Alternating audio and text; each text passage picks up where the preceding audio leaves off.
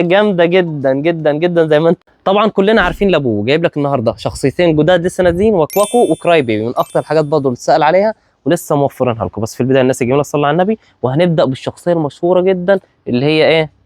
لابوبو. بص يا صديقي، تعال نشوف الشخصيه من جوه مع بعض. يلا، هيطلع معانا انه لون من السته، انه لون هفتح لكم دلوقتي.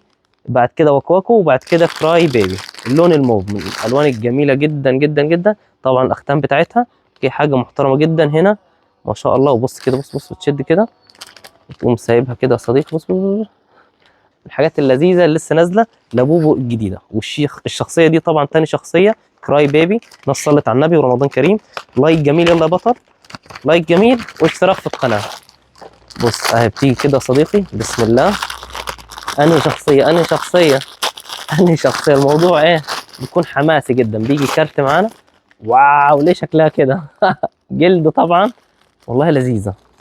الحاجات الجامده جدا طبعا الاختام اهي نفس شركه لابوبو اهي يا صديقي، من الحاجات الجامده جدا، سيليكون.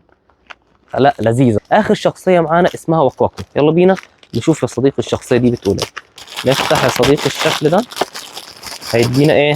هيدينا ايه؟ الله، جد الله، حاجه قمه في الحلاوه. بص كده، الاختام طبعا الاصليه بتاعتها. اوكي، ايه الحلاوه والجمال ده حرفيا، من الحاجات اللذيذه جدا. والشخصيات اللي بتتوفر منها برضو شخصيه 2 3، وفي شخصيه نادره. ثانيا كنت نورونا في محل شقاوه كده. السلام عليكم.